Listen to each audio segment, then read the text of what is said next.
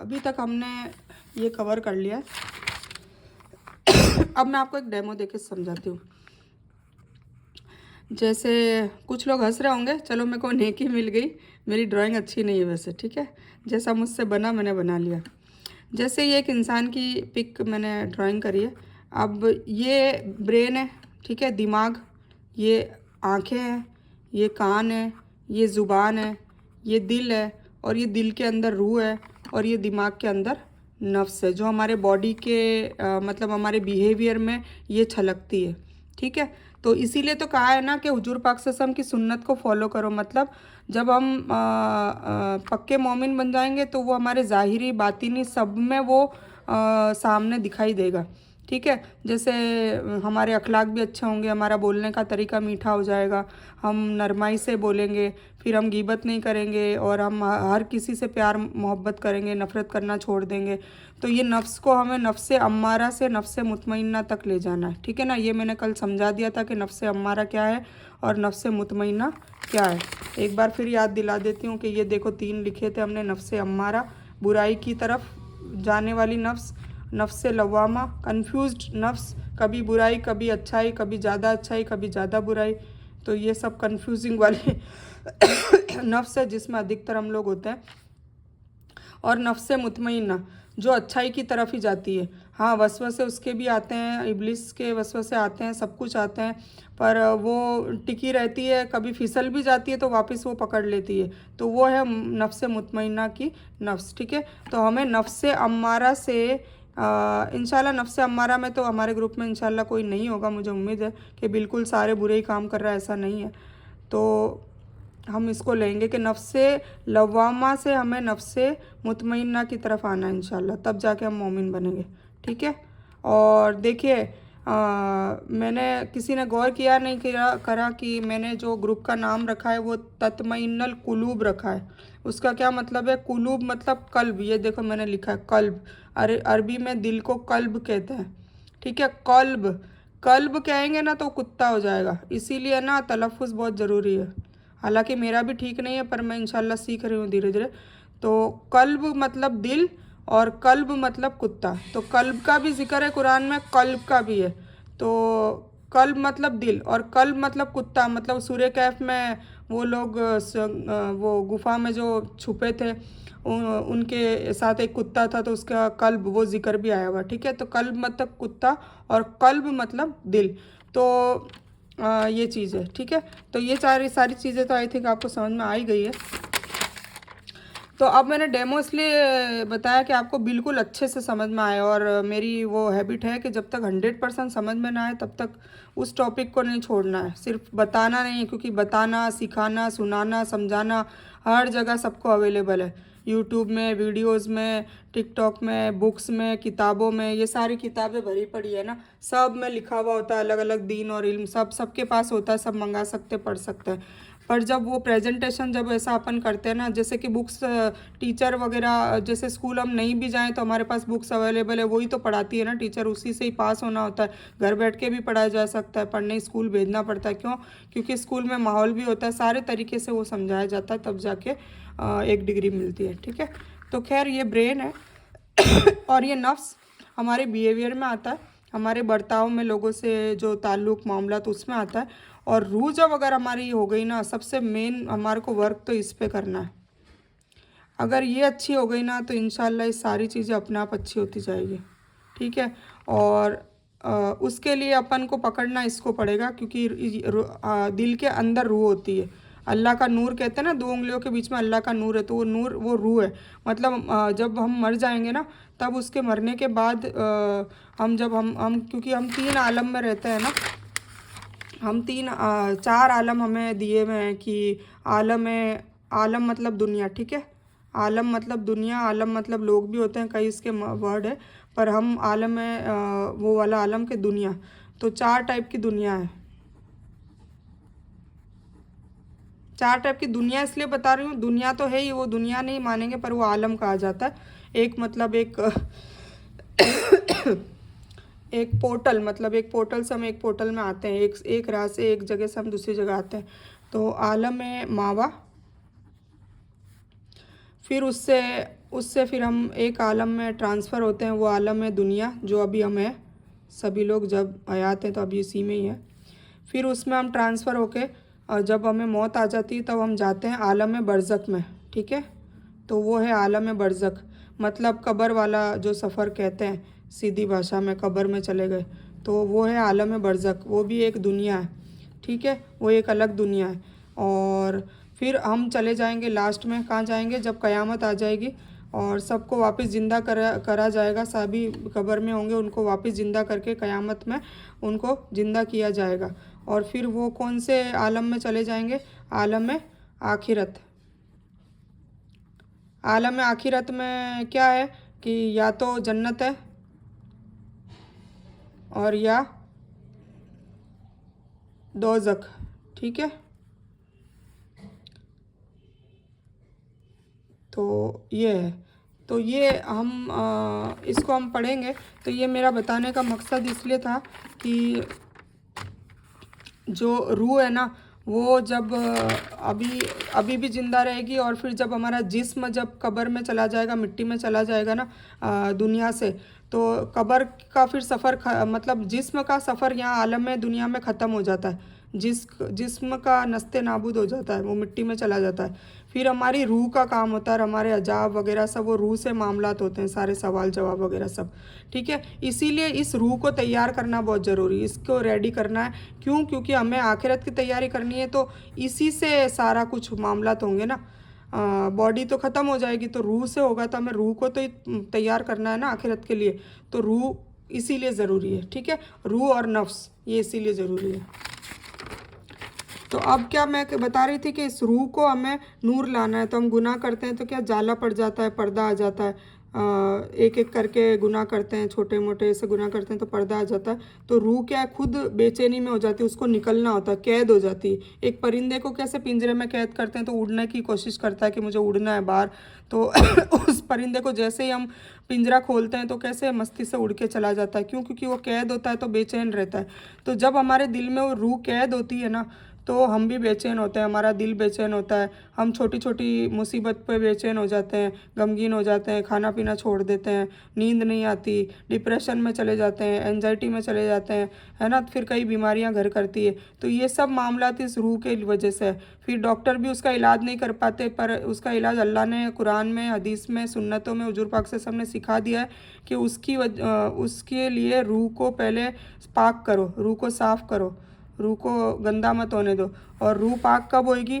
जब धीरे धीरे धीरे धीरे हमारे दिल से गुनाह मिटने लगेंगे और नेकियां और सवाब बढ़ने लगेगी, तो अपने आप दिल साफ़ होने लगेगा, ये सारे काले धब्बे सब इरेज हो जाएंगे। तो फिर रूह को अपने परवान चढ़ाने का मौका मिल जाएगा, वो हंसती खेलती रहेगी, फिर वो खुश रहेगी तो ब्रेन खुश रहेगा, ब्रेन खुश रहेगा तो हमारी नफ्स जो है अच्छी रहेगी, मतलब लोगों के साथ मामलात हम ऑटोमेटिक अच्छे करेंगे।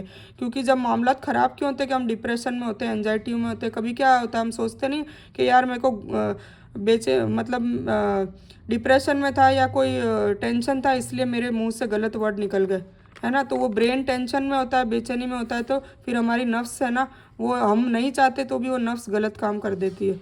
तो इससे हमें बचना चाहिए। तो समझ में आ गया कि हमें रूह पे वर्क करना है, ठीक है। फिर हम आते हैं कि रूह और ये सब हो गया। फिर उसके बाद है ना हमें पाकी सिर्फ जिस्म की नहीं, दिल, दिमाग, जुबान और आइज़ की, उसकी सबकी करनी है। तो अब दिल में कैसे कर सकते हैं, अब तरीके पे आते हैं। तो दिल में सोच हमें बदलनी है, नफ़रत को हटा के मोहब्बत बढ़ानी है, हर किसी से, हर मखलूक से, सिर्फ इंसानों से नहीं, हर मखलूक से। और शुरुआत किससे करनी है? अपने घर वालों से, अपने रिश्तेदारों से, जैसे जैसे जो नज़दीक है उनसे फिर धीरे धीरे दूर तक जाना है हमें, ठीक है। फिर दिमाग में साजिशें और चालें और ये सब नेगेटिविटी, ये सब हटा के हमारी पर्सनालिटी को डेवलप करना है। एक आता है ना कोर्स, पर्सनालिटी डेवलपमेंट कोर्स, सब ने देखा होगा। तो पर्सनालिटी डेवलपमेंट कोर्स अल्लाह ताला ने हुजूर पाक से हमको सिखाया, जिन्होंने खुद करके दिखाया पैदाइश से लेके और मरते दम तक उन्होंने खुद सिखा के गए। तो उसी को अखलाक कहते हैं, मतलब उनकी नकल करनी है। उनकी नकल करेंगे तो ऑटोमेटिक पर्सनालिटी वही है, अच्छे अखलाक वही है, ठीक है। तो जैसे कि मैंने कल बताया था ना कि अक़वाल, आमाल, अफ़ाल और अखलाक, ये सारी चीज़ें मिलके एक मोमिन की सिफत बयान करती है। तो अक़वाल मैंने सबसे पहले बताया था आपको, तो वो अक़वाल मतलब कौली मतलब ज़ुबान से करने वाले काम होते हैं, उसको कहते हैं अक़वाल, ठीक है ना। अब वो अक़वाल जो ज़ुबान से काम करने वाले काम है वो अच्छे भी हो सकते हैं और गंदे भी हो सकते हैं। जैसे कि मैंने यहाँ एग्जांपल में थोड़े लिखे हैं कि पॉजिटिव कैसे होते हैं कि हम उसी ज़ुबान से ज़िक्रुल्लाह करेंगे, अल्लाह का जिक्र करते रहेंगे, कुछ भी नहीं करे तो अल्लाह अल्लाह अल्लाह ये तो बोलते रह सकते हैं, वो करेंगे। फिर नेक काम की दावत देते रहेंगे, तो ये भी हमारी ज़ुबान से ज़िक्रुल्लाह ही हो रहा है, अल्लाह का काम ही हो रहा है, जो अभी मैं कर रही हूँ। और या फिर हम सुलह करवा सकते हैं उसी ज़ुबान से दो लोगों के बीच में, कोई भी अच्छा काम कर सकते हैं तो हम ज़ुबान से अच्छा काम करवा सकते हैं, उसको कहते हैं अक़वाल। अक़वाल में हम पॉजिटिव काम भी करवा सकते हैं और नेगेटिव भी कर सकते हैं। जैसे कि गिबत कर दी किसी की, चुगली कर दी, लड़ाई करवा ली किसी में, उस ज़ुबान से ही तोड़ करवा दिया, गालियाँ दे दी, तो ये सारी चीज़ें भी ज़ुबान से ही होती हैं, ये सारी चीज़ें भी ज़ुबान से ही होती है। तो अगर हम ज़ुबान की पाकी करेंगे, जैसे कि ये सब गंदगी है, ये गंदगी है ना, और ये पाकी है, तो ये गंदगी को धीरे धीरे धीरे धीरे धीरे हटा देंगे ज़ुबान से, और धीरे धीरे धीरे धीरे इसको बढ़ाते रहेंगे, इसको कम करते रहेंगे। जब कम होती जाएगी और ये बढ़ती जाएगी तो ये ऑटोमेटिक इसकी आदत हमारी छूट जाएगी और इस आदत में हम आते चले जाएंगे। ये तो हो गया आँखों ज़ुबान का। फिर आइज़ में फिर पॉजिटिव और नेगेटिव वो भी होगा। जैसे कुरान देखना, ये भी सवाब है, सिर्फ कुरान खोल के भी देख लोगे सवाब है। काबे को हम देखते हैं, वो भी सवाब है। अल्लाह की कुदरत देखना, जैसे पेड़ पौधे, पहाड़, नदियाँ, समुंदर, ये सब अल्लाह ने बनाई है ना। और अल्लाह ने किस लिए बनाई है? अशरफुल मखलूक़ात, मतलब हम हैं सबसे अच्छी मखलूक। अल्लाह ने किसको बोला है? इंसानों को, जिन मलिकुल इंसान, उसमें सबसे अच्छी अशरफुल मखलूक़ात हम हैं। तो हमारे लिए अल्लाह ने ये दूसरी चीज़ों का भी ईजाद किया कि मेरे बंदे को पानी चाहिएगा, मेरे बंदे को पेड़, फल फ्रूट, सब्जियां वो सब चाहिएगी, तो उसके लिए पेड़ वगैरह बनाए, नदियां बनाई, पानी बनाया, सूरज बनाया, चांद बनाया। ये सब किसके इस्तेमाल करने के लिए? हमारे इस्तेमाल करने के लिए। तो हमें कुदरत का भी नज़ारा देखना चाहिए, कभी खड़े होके देखें, गौर करें कि देखो ये पेड़ कितना 1000 साल पुराना है, कब इसको उगाया होगा क्या, ये गौर करें। और ये गौर करके अल्लाह का शुक्रिया अदा करें कि या अल्लाह, अगर ये पेड़ नहीं होता तो छाँव नहीं मिलती। कोई रेगिस्तान वाले का सफ़र वाला कोई करता होगा, उसको पूछो कि पेड़ की अहमियत क्या है। तो जब अहमियत कब होती है? जब वो ज़िंदगी में हमारे कम होती है, उसकी अहमियत तब होती है। तो हर चीज़ की अहमियत है, और इसीलिए हर बात पे अल्लाह का उसके लिए शुक्रिया अदा करना चाहिए। और अल्लाह का शुक्रिया अदा करते रहेंगे तो अल्लाह हमें और देता रहेगा। ना शुक्री करेंगे तो वो ले लेगा। सीधी सी बात है। अल्हम्दुलिल्लाह, कोई भी, चाहे बीमारी है, कोई फ़ोन करके पूछ रहा है तुम्हारी तबीयत कैसे है, अल्हम्दुलिल्लाह, ठीक है। ऐसे वो करते रहेंगे ना कि अरे यार मेरे तो ये हो रहा है, वो हो रहा है, मैं तो परेशान हो गई, अल्लाह ने मेरे को ही पकड़ रखा है, ये सब करेंगे तो अल्लाह और देगा, ठीक है ना। ये बात भी ध्यान रखना। दुआ कबूल करवाने का ये तरीका भी है कि हमेशा शुक्रगुजार बनो, ठीक है। अल्लाह की हम्द बयान करो और शुक्रगुजारी करो। फिर इबरत हासिल करने के लिए कोई ऐसे प्लेसेस को भी इस आंखों से देख सकते हैं, ऐसी जगह देख सकते हैं जिससे हमारा ईमान बढ़े। जैसे लूत अलैहिस्सलाम की कौम को जो अजाब आया था वो आज दिन तक है, फ़िरौन की लाश है वो आज दिन तक है, पता है ना। तो ये सारी चीज़ें हम देखेंगे तो उससे हमें अल्लाह का खौफ होगा, और उन्होंने जो हरकतें करी है उससे उनको ये अजाब मिला है, तो वो हरकतें हमारी ज़िंदगी में से हम निकालने की कोशिश करेंगे। तो वो आँखों से ये चीज़ भी करने का फ़ायदा है, पर इबरत की नीयत से करना है, क्योंकि सारा दारोमदार किस पे? नीयत पे। फिर काबा देखना, वो मैंने बता ही दिया। फिर माँ बाप की शक्ल देखना भी सवाब है। हर बच्चे के लिए अपनी माँ बाप की शक्ल देखने का भी सवाब है। अगर वो अपने माँ बाप की शक्ल रात को उठ के सिर्फ शक्ल भी देख लेता है ना, तो उसको तहज्जुद का सवाब मिल जाता है। कितनी बड़ी बात है। तो इस आंखों से अपन ये सारे पॉजिटिव काम कर सकते हैं। नेगेटिव काम है, मैं शॉर्टकट में एक ही बता देती हूँ कि पोर्न वीडियोस, अश्लील वीडियोस, वो चाहे कुछ भी हो सकते हैं। चाहे आप मूवी देख रहे हैं, सीरियल देख रहे हैं, कुछ भी ऐसा देख रहे हैं जिसमें आप गैर महरम के और अपनी महरम की भी, मतलब औरतों से भी औरतों का पर्दा होता है, ऐसा नहीं होता है, तो औरतों की भी ऐसी अंग प्रदर्शन और सब देखते हैं, तो इन चीज़ों से ये आँखों में फिर ये गुनाह बढ़ेंगे। तो फिर ये चीज़ें, फिर ये इन चीज़ों का जो हमें जो फ़ायदा और जायका, हमें जो लज्जत मिलती है वो मिलती नहीं है। फिर वो कहते हैं ना कि कुरान हम पढ़ते भी हैं, देखते भी हैं, सब कुछ करते हैं, पर दुआएं कबूल नहीं हो रही। क्यों? क्योंकि वो आँखों में दोनों चीज़ें हैं, सिर्फ एक चीज़ रहेगी ये वाली, तभी फ़ायदा होगा, ठीक है। तो हमें इन चीज़ों का भी हमें इसको भी निकालना है। ये क्लियर क्यों नहीं आ रही, क्या हो गया? ठीक है। फिर है फिर लास्ट क्या बचा, कान, ईयर्स। तो उसमें हम क्या कर सकते हैं, जैसे कि कुरान को सुनना, उस कानों से देखो कुरान सुनेंगे तो कुरान से भी सारे पॉइंट है ना, ये जो सारे पॉइंट से हम इबादत करेंगे ना, तब जाके हमारे दिल की रूह है ना फटाफट पाक साफ होएगी हर तरीके से। आइस से भी हम नेकी काम कर रहे हैं, अच्छा काम कर रहे हैं ये वाला, और ब्रेन से भी मैं अच्छा काम कर रहे हैं जो मैंने बताया। फिर आइस से भी कर रहे हैं, ईयर से भी, कान से भी कर रहे हैं, आँख से भी कर रहे हैं, दिमाग से भी कर रहे हैं, नफ्स से भी कर रहे हैं और दिल से भी कर रहे हैं। तो ये सारी चीज़ें एक साथ अपन करेंगे ना, तो फिर ये रूह फटाफट फटाफट, ये गुनाह फटाफट फटाफट 1 सेकंड में यूँ झड़ते जाएंगे और रूह पाक होती जाएगी। फिर देखना आपकी दुआएं कबूल कैसे नहीं होती है। ठीक है, तो ये हो गया। फिर ईयर से बता रही थी पॉजिटिव काम, एक तो कुरान सुन सकते हैं, हदीस सुनना, अच्छे अच्छे जो भी वीडियोज़ है वो सुनना, ठीक है ना, अच्छी चीज़ें सुनना। अभी तो हम कितने अच्छे दौर में, लोग कहते हैं कि मुझे समझ में नहीं आता क्यों कहते हैं कि ये बुराई की सारी जड़ क्या है, मोबाइल। पर अल्हम्दुलिल्लाह मोबाइल से मुझे तो बहुत फ़ायदा हुआ है। मोबाइल से आप अच्छा काम भी ले सकते हैं, बुरा काम, देखो हर चीज़ का आप अच्छा और बुरा ले सकते हैं, हर चीज़ से। तो मोबाइल से आप अच्छा काम क्या ले सकते हैं, हम अगर कुरान और हदीस और ये सब देखो एक साथ में हम पढ़ते हैं, ये वो तो समझ में नहीं आता जब तक कोई डिस्प्ले उसको प्रेजेंट ना करे, जैसे मैं अभी प्रेजेंट करके बता रही हूँ ना शादी भाषा में। तो ऐसे कई वीडियोस है जिससे हम हमारे नफ्स और रूह को पाक साफ कर सकते हैं, हम सुन सकते हैं उनको। तो वो सुनकर ही होगा ना, सुनेंगे नहीं। कोई एक बहरा इंसान है, उससे पूछो कि अगर सुनने की ताकत नहीं है तो किस चीज़ों से वो सारी चीज़ें उसको नहीं मिल पाती है। ठीक है, तो सुनना, ईयर्स का हम फ़ायदा ऐसे उठा सकते हैं। और ईयर्स में जो कान से जो हम गलत बातें करते हो, क्या करते हैं, बैड बाइटिंग, गीबत सुनते हैं लोगों की। हम करते नहीं है, सुनते हैं, तो बात एक ही है। अगर मान लो हम कर नहीं रहे, हम ये बोलते हैं बड़ी बात कि चलो हमने ज़ुबान से नहीं करी, जैसे ज़ुबान का मैंने काम बताया था, कहाँ गया, ज़ुबान से, ये ज़ुबान से हमने गिबत नहीं करी, ठीक है। हम कहते हैं कि हम गिबत भी नहीं करते, हम चुगली भी नहीं करते, हम लड़ाई भी नहीं करते, हम तोड़ भी नहीं करवाते, हम गालियाँ भी नहीं देते, हम तो पूरा दिन जिक्र करते हैं, नेक काम करते हैं। अब मान लो मैं एक एग्जांपल दूँ कि ये तस्बीह लेके मैं है ना इधर बैठ गई कोई महफिल में, और यहाँ पे किसी की थर्ड पर्सन की चुगली या बुराई या तानाकशी या कुछ हो रहा है, ठीक है। तो अब मैं वहाँ बैठी हूँ ना महफिल में, तो मेरे कान में तो जा रहा है ना, तो कान में जाएगा तो धीरे धीरे कहाँ असर होगा, वही बात है, ब्रेन में होगा, दिल में होगा, गुनाह का एक धब्बा लग जाएगा।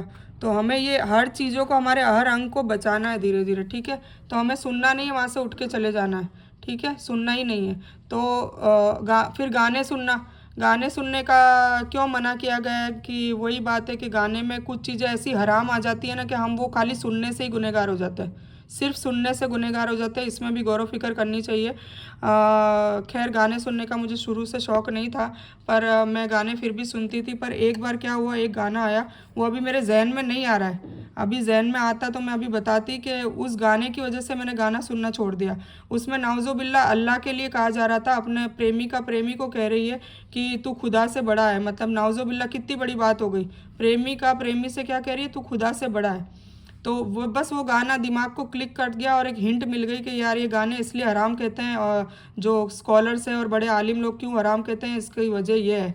तो बस गाने सुनने ही नहीं है, तो हमें गाने नहीं सुनना है। अब वो आपकी मर्ज़ी है, आप देखो अब मैंने सारा कुछ बता दिया, मर्ज़ी आपकी चलेगी, मेरी कुछ भी नहीं है, क्योंकि जिसको जितना चाहिए वही बताया था कि जिसको जितना पाना है उसको इतनी कोशिश करनी पड़ेगी, ठीक है। तो आपको ये सारी अच्छी और बुरी चीज़ें बता दिए। अब आप अगर ये सारी चीज़ें करेंगे तो आप पाक हो जाएंगे, और पाक ही आधा ईमान है, तो आप आधे मोमिन बन जाएंगे। तो मुबारक है, अगर आपने 4 पेज को फॉलो कर दिया अगर, तो आप पाक हो जाएंगे, ठीक है। अब मैं एक ऐसा ये लाइव डेमो देना चाह रही थी, पर मुझे वीडियो बनाना नहीं आ रहा है, तो मैं ऐसे ही समझा देती हूँ। और अगर आपकी फरमाइश होगी कि लाइव वीडियो दो, तो मैं इंशाल्लाह लाइव वीडियो भी दे दूँगी, ठीक है। तो ये क्या है कि जैसे कि मान लो ये अपनी बॉडी है, ठीक है, ये बॉडी है, इसमें अपन एक बंदा क्या कर रहा है कि वो अपनी नेगेटिव चीज़ों को बाहर निकाले जा रहा है और पॉजिटिव चीज़ें डाले जा रहा है। जैसे कि मैंने ये सब लिख के बताई ना, पॉजिटिव नेगेटिव, तो पॉजिटिव चीज़ें डाले जा रहा है और नेगेटिव चीज़ों को निकाले जा रहा है। एक बंदा कैसा है कि पॉजिटिव भी डालता है, नेगेटिव भी डालता है, उसको कोई फ़र्क नहीं पड़ता, मतलब वो पॉजिटिव भी कर रहा है और नेगेटिव भी कर रहा है, बराबर बैलेंस में चल रहा है वो, ठीक है ना। और बैलेंस वाला मैंने मामला बता दिया था कि वो कन्फ्यूज़न है, उसको पता नहीं है उसका रिजल्ट क्या होने वाला है। और और एक बंदा क्या है कि नेगेटिव ही डाले जा रहा है और पॉजिटिव को निकाले जा रहा है, मतलब नेगेटिव पे उसका ज़्यादा फोकस है। क्यों? क्योंकि उसको सिर्फ दुनिया से मोहब्बत है, आखिरत से मोहब्बत नहीं है। तो वो क्या कर रहा है, नेगेटिव नेगेटिव डाले जा रहा है, पॉजिटिव निकाले जा रहा है। तो अब देखो, आप खुद ही सोचो कि ये बंदा, कौन सा बंदा सही है ना। चलो ये टास्क देती हूँ, अब इसमें से आपको कौन सा बंदा सही लगता है, क्यों लगता है, आप मेरे को छोटी सी ऑडियो भेजना सारे, ठीक है। तो ये हो गई बॉडी और इसकी क्लींजिंग हमको करनी है। अब समझ आ ही गया होगा कि पाकी आधा ईमान है का क्या मतलब है, ठीक है। तो आज हमारी ये पहली हदीस कंप्लीट होती है माशाल्लाह। तो फिर तो आज से हमें अल्लाह और अपने आप से वादा करना है कि हमें पाकी का खूब ध्यान रखना है, तो हमारी मोमिना के जो सफ़र में हाफ जर्नी मुकम्मल हो जाएगी, ठीक है। अब जब हो जाती है तो उससे फ़ायदा क्या मिलता है। सबसे पहले तो बॉडी की तहारत को तहारत का ख्याल, मतलब तहारत मतलब पाक, बॉडी की साफ़ सफाई का ध्यान रखना है। हम उसको रखेंगे तो इबादत अच्छी होगी इंशाल्लाह।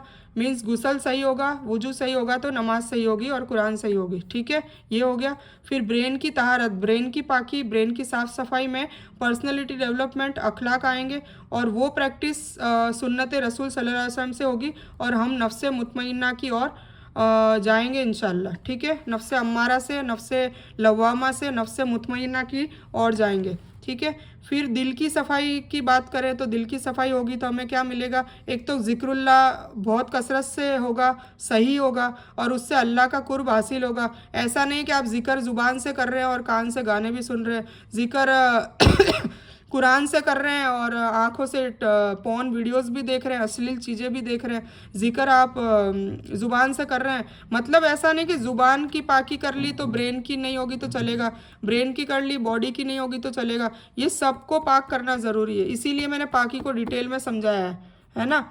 पाकी आधा ईमान इसीलिए है कि ये सारी चीज़ें पाक होनी ज़रूरी है और एक साथ होनी ज़रूरी है। ऐसे नहीं कि ये आज कर लिया, ये कल कर लिया, या परसों कर लिया, या 10 साल तक सिर्फ दिल की सफाई होती जा रही है, ब्रेन तो गंदा ही पड़ा है, बॉडी गंदी पड़ी है, तो ये सब नहीं चलेगा, सब एक साथ होना ज़रूरी है।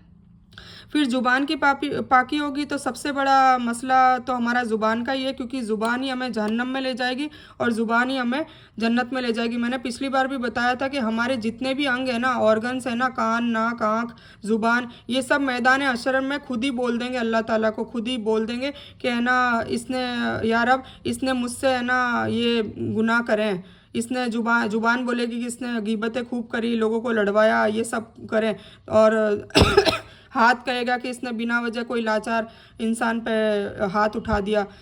ब्रेन कहेगा कि इसने साजिशें रची। तो ये सारे है ना लोग गवाही देंगे, और अगर हम अच्छे काम करेंगे तो अच्छे काम की भी गवाही देंगे, ठीक है। तो यही जुबान हमें जन्नत में भी ले जा सकती है और यही जुबान जहन्नम में भी ले जा सकती है। फिर जुबान अगर जिक्र करते रहेंगे तो ये जुबान गवाही देगी कि या अल्लाह, ये रात दिन बस तेरा ही जिक्र करता रहता था ये बंदा, मेरा इस्तेमाल इसने तेरे जिक्र में ही किया है, ठीक है, लोगों को दावत देने में किया है, या जो भी अच्छा काम किया है। तो ज़ुबान की सफाई है, आसान तरीका ये है कि गिबत, चुगली, तोड़ करवाना, गाली गलौज, ये सब कुछ छोड़ देनी पड़ेगी, ठीक है ना। धीरे धीरे अपने लिस्ट बनाओ कि ये मेरे में कमियां हैं, तो धीरे धीरे जाएगी तो इंशाल्लाह अल्लाह देखो साथ देगा। अगर आप नियत करेंगे और अल्लाह से इसके लिए दुआ करेंगे, अल्लाह बिल्कुल साथ देगा। और सभी गुनहगार होते हैं, पर धीरे धीरे छोड़ने की कोशिश तो करेंगे ना, कोशिश करेंगे तभी हम मुस्लिमा से मोमिना तक आएंगे, ठीक है। और जिक्रुल्लाह बढ़ाना है और सच बोलना है, बस ये जुबान से सबसे पहले तो 100% सच बोलना है, सुबह से लेकर रात तक सच ही सच बोलना है, झूठ नहीं बोलना है, झूठ बोलने से बचना है। अगर कभी कभार जैसे गलती से, जैसे आदत होती है ना झूठ बोलने की शुरुआत में, तो दिक्कत भी आएगी, झूठ नहीं चाहते हुए भी बोल देंगे तो हाथों हाथ तौबा अस्तगफिरुल्लाह। इसलिए रात को सोने से पहले तौबा अस्तगफिरुल्लाह करके सोए, ठीक है। जुबान कवर हो गया, फिर आइज़ की बात आती है।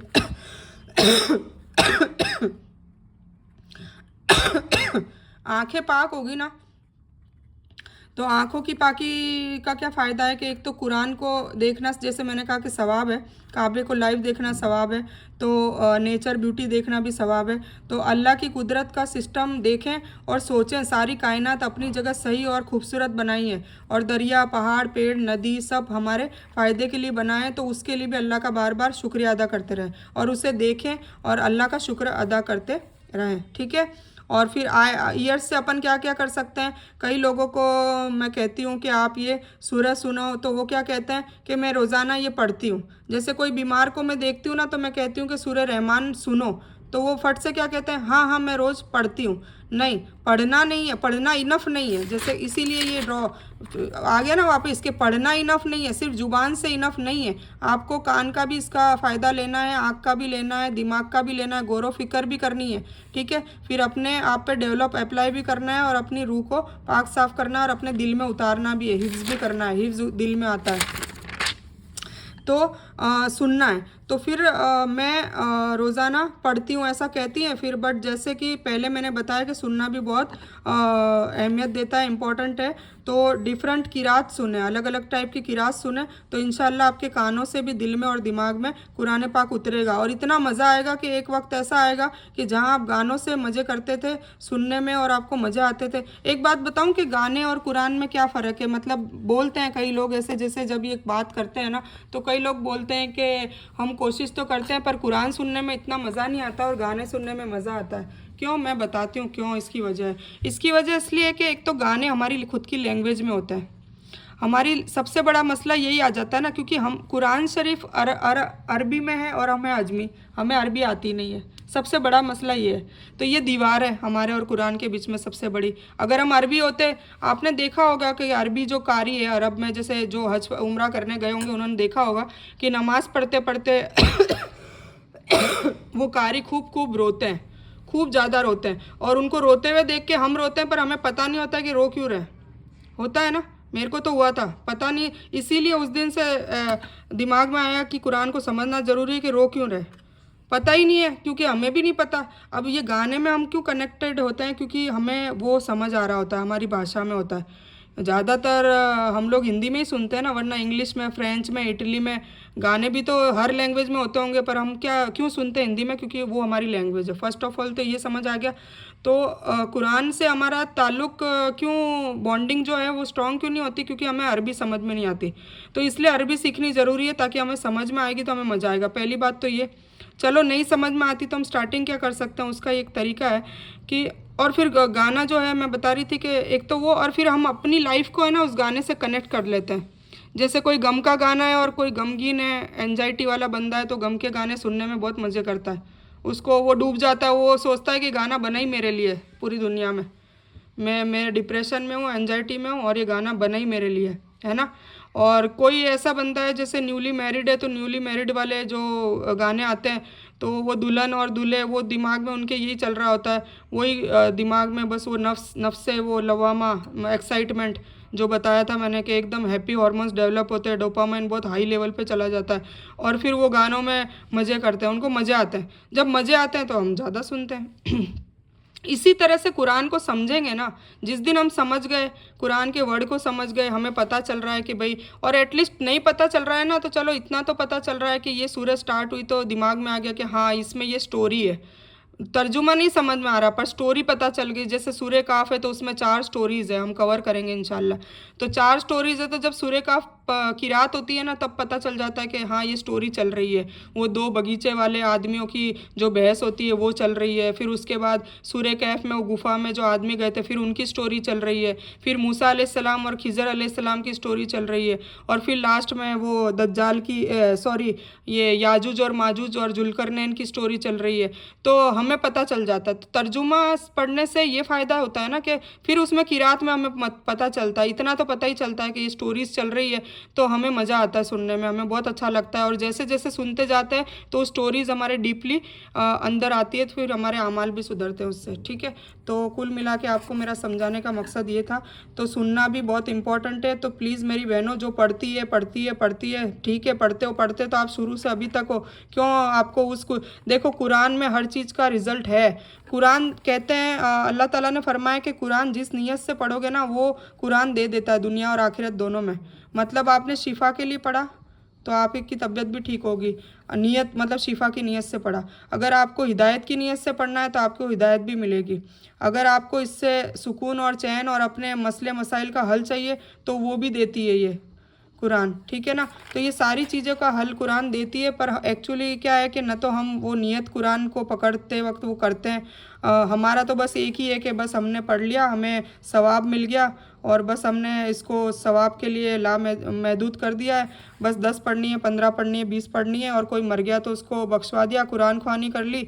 खुशी में और गम में हम कुरान को सिर्फ पढ़ के और उसको बंद करके जुल्तान में रख के बाअदब रख देते हैं और उसको चुम्मा चाटी करते रहते हैं। यही काम करते हैं कुरान का। एक्चुअली कुरान का काम ये नहीं था। कुरान हुदल्लिन नास कहते हैं। कुरान इंसानों को हिदायत देने के लिए आया था, टीचिंग्स के लिए आया था, उनको सिखाने के लिए आया था। तो आप लोगों को समझने की ज़रूरत है कि कुरान की क्या अहमियत है, और उसको इसी तरीके उसका हक अदा करेंगे तभी जाके अल्लाह हमसे राज़ी होगा, और अल्लाह राज़ी होगा तो हमारी दुनिया और आखिरत संवर जाएगी। ठीक है, समझ में आ गया सबको? तो किरात सुने और एक बार आजमा कर देखें, ये मेरा तजुर्बा है, बहुत मज़ा आएगा। ठीक है, आपको गानों से भी ज़्यादा किरात समझ में आने लगेगी, अच्छी लगने लगेगी, मज़ा आएगा। फिर हमारा टॉपिक स्टार्ट होता है दुआ। तो आज की दुआ है रब्बना आतिना फिद दुनिया हसनतम व फिल आखिरती हसनतम व क़िना अज़ाबन नार। आज की दुआ ये है। ठीक है, और पढ़ने, ये तो है हो गई पढ़ने वाली, सॉरी मांगने वाली, नमाज के बाद मांगने की दुआ जो कहा था।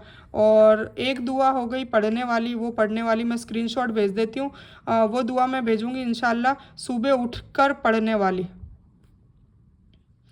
सुबह उठते हैं ना, तब उठते ही क्या पढ़ते हैं? उठते ही क्या पढ़ते हैं? अल्हम्दुलिल्लाहिल्लज़ी अहयाना बादमा अमातना व इलैहिन नुशूर। मतलब हम अल्लाह की तारीफ़ करते हैं कि या अल्लाह ताला तूने हमें मौत से, मतलब जैसे मौत को आधी नींद को आधी मौत कहा जाता है। अगर कितनी मौतें आपने देखी होगी कि रात को सोए और उठे ही नहीं, तो नींद आधी मौत कहलाई जाती है। तो उसका मतलब ये है कि तूने हमें जगा दिया, मतलब तूने हमें वापस ज़िंदगी दे के हमारे पे बहुत एहसान किया, हमारी मदद करी है। ठीक है, तो हम सुबह उठते ही हमें ये शुक्रिया अदा करना चाहिए। अगर हमें अरबी नहीं आती तो हिंदी में तो कह ही सकते हैं कि या अल्लाह ताला तूने हमें ज़िंदा रखा, उसके लिए शुक्रिया, ऐसा कह सकते हैं। ठीक है, तो चलो आज का ये टॉपिक मेरे ख्याल से ख़त्म हो गया है, तो इसको कंप्लीट करते हैं। ओके।